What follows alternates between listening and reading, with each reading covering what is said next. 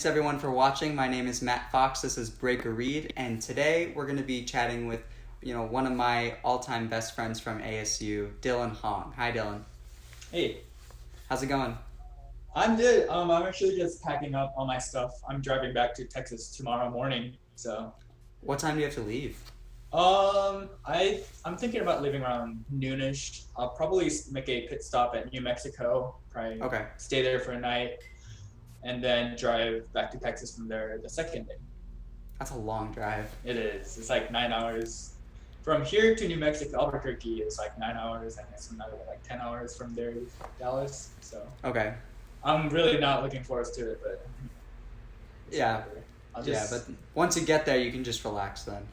right. Yeah, Yeah. cool. So tell me a little bit about yourself. I know a lot about you, but this is, for everyone who's watching, just like Yeah. tell me about your high school life, maybe your time at ASU. hmm Yeah. So in Texas, I think along with a lot of other people, I started with like volunteer, like you just try out for instruments. So I tried out, saxophone, clarinet, trumpet, I think, and they assigned me saxophone. I took lessons from seventh grade. I started with my teacher his name is Thomas Holmes. He's a great like Texas style. He went to West Texas and he taught me like the militaristic Texas style of playing saxophone. He really opened up my sound, make the sound super rich and all that.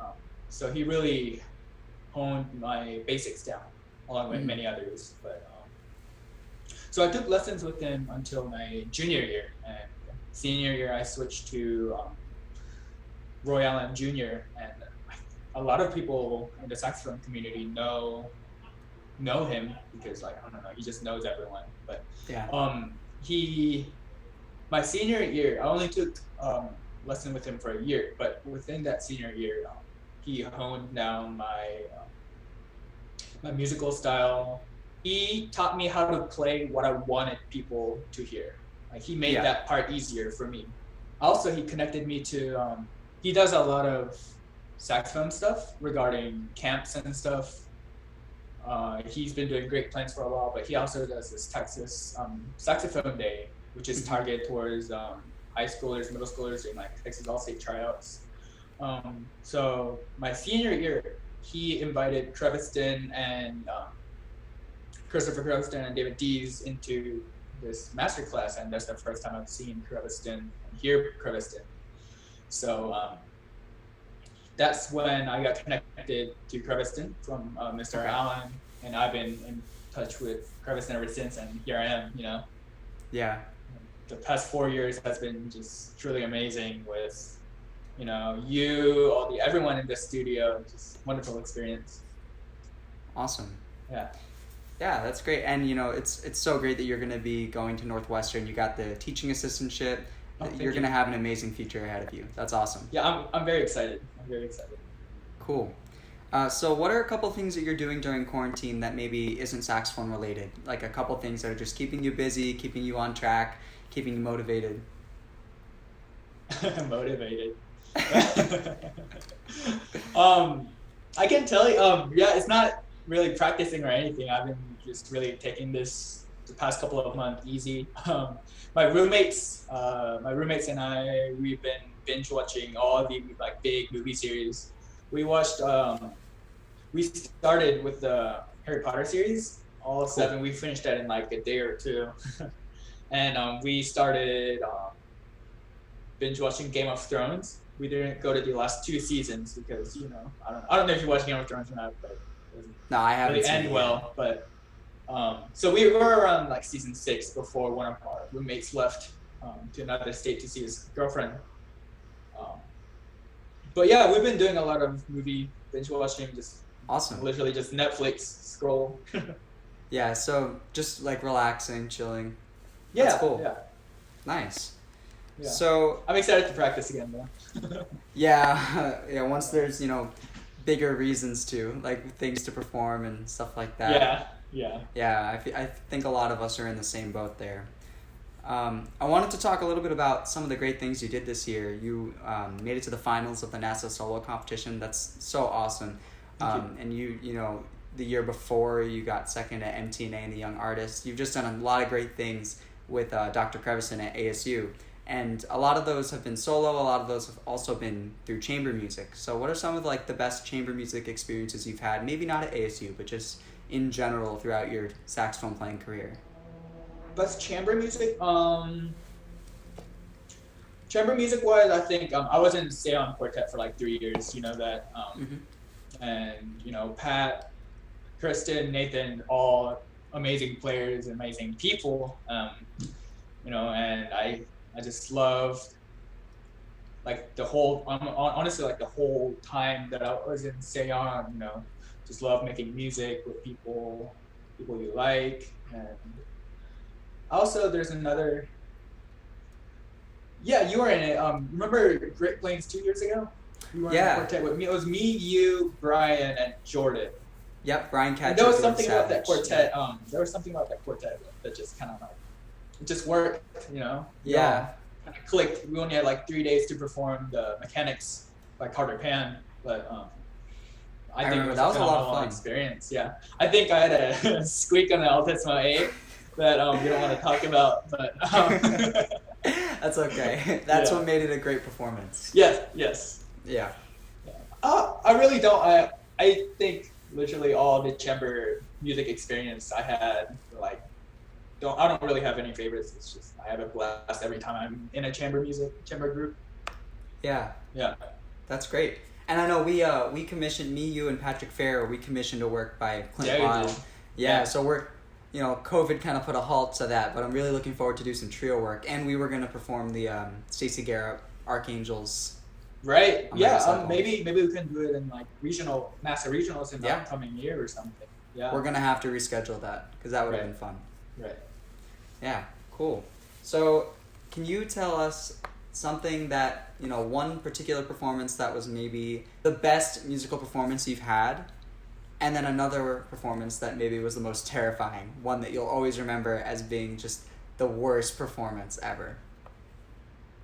I actually have a terrifying performance. I don't think it was like the worst performance ever, but it was certainly terrifying. And it wasn't a solo performance or a chamber. It was actually a band.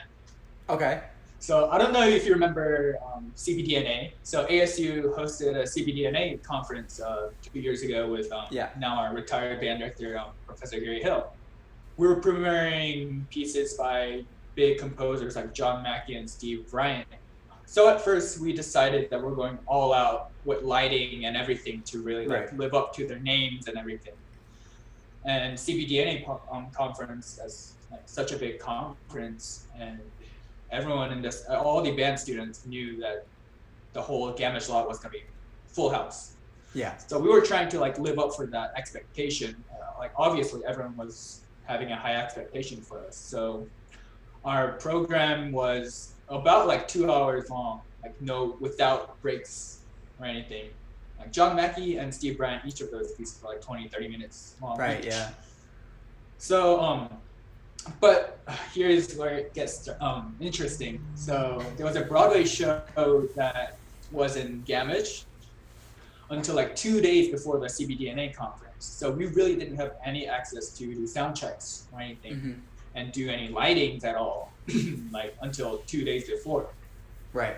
So at like 9 p.m., like 80, 90 like band members, we all like gather around and we start rehearsing. And Steve Bryant's piece is like, it used so much electronics. Yeah, I remember I was writing you were the one. Yeah. And you know, it was just not working. Yeah. It was just not working. I remember. Yeah. It was going to work from time to time. So everyone's starting to get sour slowly as the rehearsal progresses. And Professor Hill is just slowly like getting quieter and quieter, you know, like more and more mad. But you know, we had to just go for it. So fast forward 2 days later, you know, Gamma stuff opens house and everyone just starts flooding in, and no one in the band really ever saw that hall that full before ever. Right. So everyone's kind of psyched out. But well, we start the concert. The first couple pieces. Like Dionysiacs and I think Lincolnshire Posey, all those went Granger. well. Mm-hmm. And the premiering, like the world premiere pieces, we put at the end. But so we start with Steve Brandt's piece, and that piece had click tracks and everything because of the electronics. Right. But and the lightings, going back to the lightings, was going to be pitch dark. So in everyone's stand, we had like a light, and we really never rehearsed that light until literally the concert. So the concert happens, and the light doesn't work. Yeah. Everything's pitch dark. No one can see their music, and the click track isn't working either.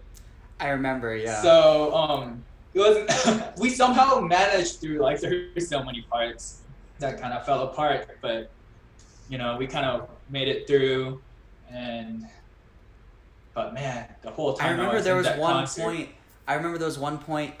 The music got so loud with the electronics that Professor Hill couldn't hear the thing through his earbud. So I was there at the electronics table watching the decibel level on the electronics going up for every beat. And I remember I had to conduct. It was my conducting debut at CBDNA. I had to conduct, and Gary Hill would watch me to mirror it. And it was terrifying for me too. Yeah, I think this was one of our terrifying moments. I have never been so scared to conduct anything in my life. The most rewarding performance I had was at Coltman with Sound Quartet. You were there. Mm-hmm. We made finals, and I think the finals were at the morning, I think. Yeah, I think so. And just I think everyone in the quartet woke up feeling super relaxed. We went to bed early that night, and all the reeds were working. It was like the perfect humidity outside, where it's like the reeds not too bad, too dry or too wet. It was at Butler School of Music, and something about their hall, it really makes the saxophone like project really well. Yeah. And really blend very well. And we played at the finals concert. We played "Prodigal Child" by John Fitzrogers and "The Jig" by Clint Blyle. And I remember just the first note in the jig, the soprano part starts the whole thing. And Nathan, it's like a very difficult entrance. I don't know. We just had a really hard time lining them up because it was just super isolated from part to part, and everyone had to just stay in time. We would always have some kind of problem in every single rehearsal. So we're at the point like, all right, it is what it is. Like, if we get off in finals, it is what it is. But that was almost like one of the few times where we just stayed online the whole time through the whole piece, and it was just groovy. Yeah. So, and that was our first piece. So going from that piece to Prodigal Child, feeling good about the jig, and going into Prodigal Child was just, everyone was just happy. Performing. You guys sounded amazing that day. I remember. Thank you. It was an amazing performance. Yeah, I remember there was one part where I had to hold down like a low F. Yeah, I know that part. Yeah, I know that part. It just came out. It just came out. It wasn't just like quadruple piano, but it wasn't like everyone could hear it. So no, I remember I was sitting in the audience at that hall, and I was like sitting back, and then we get to that part with the low F, and I'm just like, is he playing it? I don't even know. Like, yeah, I know. Like, it was. Yeah, I was playing. I was like, am I making a sound? But yeah, that was. I felt great about that low F. Yeah, that was awesome. Thank you. Would you mind telling me about your setup on both soprano and alto? Maybe the horn you use, your mouthpiece, ligature, reed, and all that. Yeah, I'll start with my alto. I play on a custom EX. Just regular lacquer V1. Solid silver Ishimori. I play on Bendor and Blue Box strength 4. And the mouthpiece I bought secondhand from one of our old DMA students here, Tyler Flowers. He got the mouthpiece resurfaced by Bob Scott. Mm-hmm. And he let me play on it, and I just fell in love. So I texted him, yo, is there anything I can do to just buy this mouthpiece off of it? Cool. I got it from it and just playing the same ever since. Nice. Yeah. For soprano, I also play on custom EX, but it's solid silver. Not solid silver, silver plated with S90 190s, solid silver Ishimori, Vendor and Blue Box 4. Awesome. Yeah. I've got a couple more questions for you. So Would you rather play Bozza Aria for the rest of your life? No. Great piece, amazing piece. Yes, great but piece, would you yeah. rather play Bozza Aria for the rest of your life, or play whatever you want, but only play sopranino sax? Ah, I don't want to do either. Well, am I gonna do I just stop being a saxophone player? I don't know. If I play everything on sopranino, at least like I don't know, will people know me as, hey, that's the sopranino dude? Depends how good you sound. I